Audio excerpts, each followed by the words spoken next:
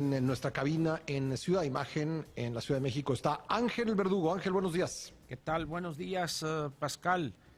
Antes de cualquier otra cosa, quiero hacer un reconocimiento y agradecimiento sincero a la producción encabezada por Andrea por la atención amable y educación y consideración por haberme avisado que iban a estar en Querétaro.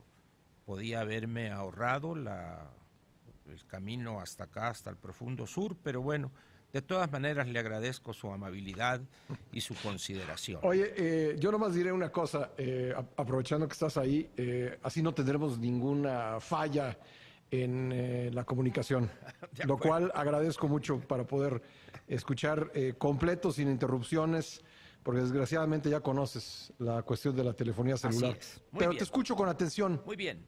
Pascal, yo creo que vale la pena hacer un conjunto de comentarios en relación con lo que pasó ayer.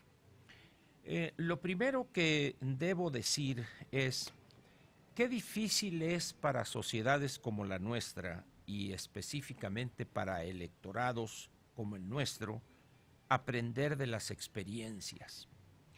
No concibo yo primero la baja en la participación.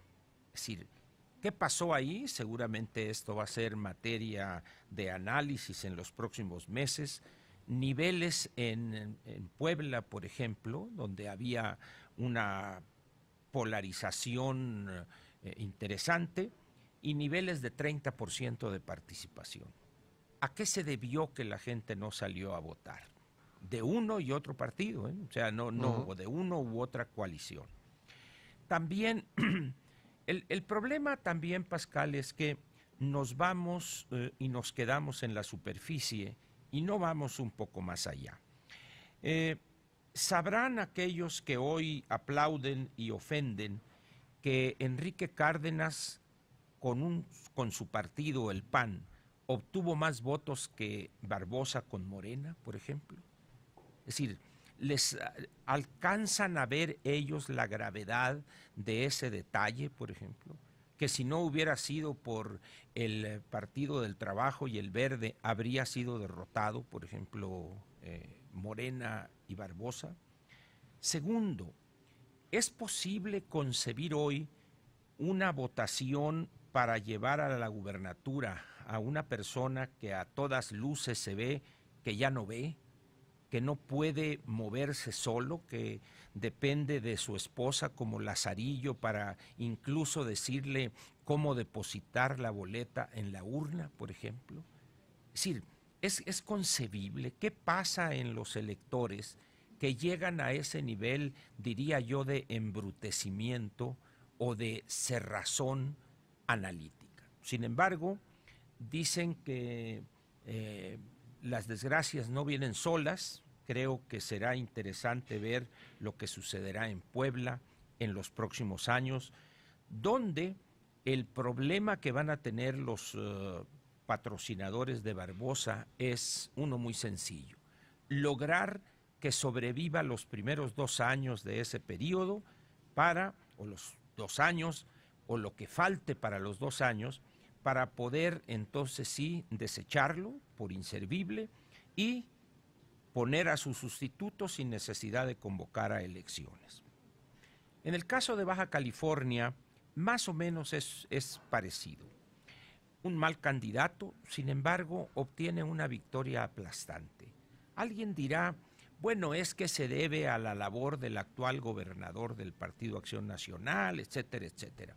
Sin embargo, como he dicho en ocasiones aquí en tu espacio, Pascal, el voto el voto es un instrumento para sentar las bases de un mejor futuro, no para hacerla de ministerio público frente a los que cometieron tropelías y actos de corrupción en el pasado. Sin embargo, ganó el ingeniero Bonilla y 2 declaraciones de él anoche mismo llaman la atención.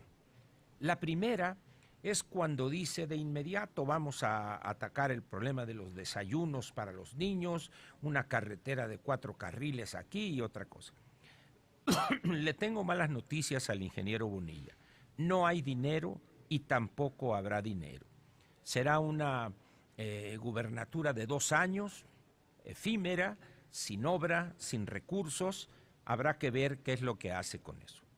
Pero luego hay otra declaración de él en ese mismo acto, cuando habla de 30 años de corrupción, de esto, del otro, y fueron 30 años tan raros, Pascal, que le permitieron al ingeniero Bonilla amasar una muy considerable fortuna en un estado donde dice que todo estuvo no mal, pésimo, donde hubo represión, donde hubo atraso, donde hubo miseria, etcétera, etcétera.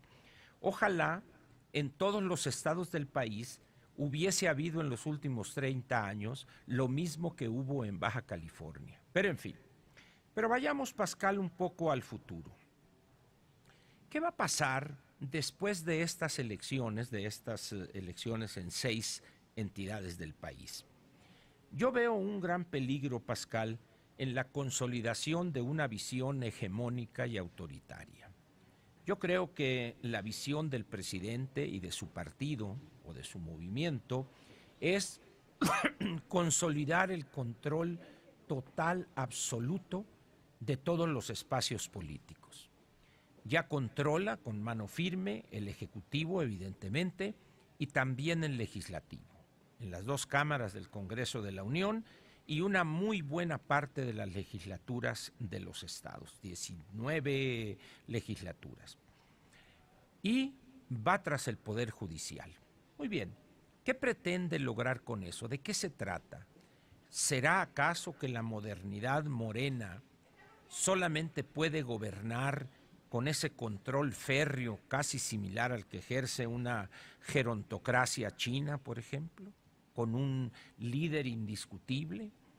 ¿Cree ese partido que la forma de hacer avanzar la democracia mexicana es con el control total, absoluto de todos los espacios políticos, de todos los partidos, avasallarlos, por ejemplo? Creo que lo que vimos ayer, Pascal, va a ser interesante o va a dar mucho material para el análisis en los próximos meses. Sin embargo, una de las cosas que no deja de sorprenderme es la actitud de los seguidores de Morena. Están felices ante lo que puede ser una de las señales más ominosas para el futuro político y democrático del país.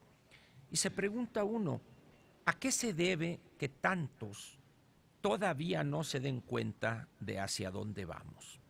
Llevamos 6 meses de este gobierno, Pascal, y las cifras duras, los datos duros ahí están para poder concluir que en un tiempo relativamente corto esto tiene que tronar. No hay recursos, la economía está cayendo en su tasa de crecimiento del Producto Interno Bruto, las complicaciones en cuanto a la captación de recursos son cada vez más evidentes, los proyectos que son ocurrencias y desatinos como la refinería, los trenes y esta otra cosa, sí, simplemente exhiben un alejamiento de la realidad y una realidad virtual construida con base en ideas de hace 40 o 50 años. Hoy vemos una andanada en contra de las instituciones de investigación al grado tal de que nadie puede ir a un seminario, a un congreso en el exterior de México, si no es autorizado por el presidente de la República mismo. No interesa la salud de los centros de investigación, su estímulo, su fortalecimiento. Lo que importa es obtener recursos para Pemex, los cuales por lo demás van a ser dilapidados porque, como he dicho, Pascal, Petróleos Mexicanos es una institución insalvable. Por si hiciera falta algo en este panorama, Pascal, tenemos este dislate, este sainete en relación a las declaraciones del presidente Trump y la respuesta nuestra. Hay una frase, creo que fue de Theodore Roosevelt a principios del siglo XX, cuando dijo que los Estados Unidos no tienen amigos, solo tienen intereses.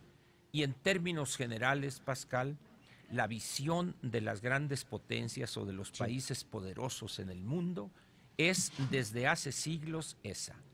Esos países no tienen amigos, tienen intereses.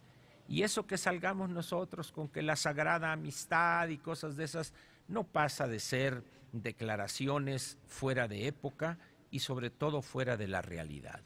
Y esta reunión en Washington donde pues yo no sé si pensaban que estaban o que están en una ceremonia para celebrar un natalicio más de don Benito Juárez, pero ¿qué sentido tiene ir a Washington y poner ahí un busto de Benito Juárez y la frase, el respeto al derecho ajeno es la paz? ¿Cuándo?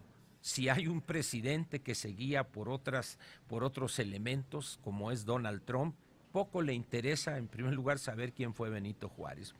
Creo que estamos, Pascal, tratando de desempeñarnos, al menos el gobernante y sus funcionarios que no se atreven a decirle que es una estrategia equivocada, como si estuviéramos viviendo allá por el 7º u 8º decenio del siglo XIX, cuando no se han dado cuenta que estamos ya casi a punto de finalizar el 2º decenio del siglo XXI.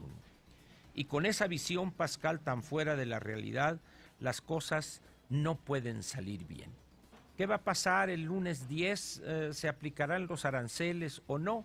Bueno, pues creo que quedará en la anécdota, pero al final de cuentas lo que se ha demostrado, Pascal, es que este gabinete y este gobernante no tienen la menor idea de cómo enfrentar retos que para un equipo, para un gobernante medianamente capaz, serían más o menos normales en las condiciones de volatilidad e inestabilidad del mundo, sí, la cual además durará cuando menos en los próximos 5 o 6 años, si nos atenemos al resultado de las elecciones en el Parlamento Europeo de hace unos días. Ese es el futuro, Pascal, y mientras nosotros aquí enfrascados en esas grandes victorias que lo único que presagian, como dije hace unos minutos, Pascal, es un futuro ominoso, negro, para la democracia mexicana y eso sí, luminoso para los sueños autocráticos y dictatoriales de algunos que piensan que todavía es posible regresar la rueda de la historia. Nos vemos mañana, Pascal. Espero que Andrea sí esté aquí, ¿no? Para no venir en vano. Ándale, pues. Un fuerte abrazo. Gracias a Ángel Verdugo.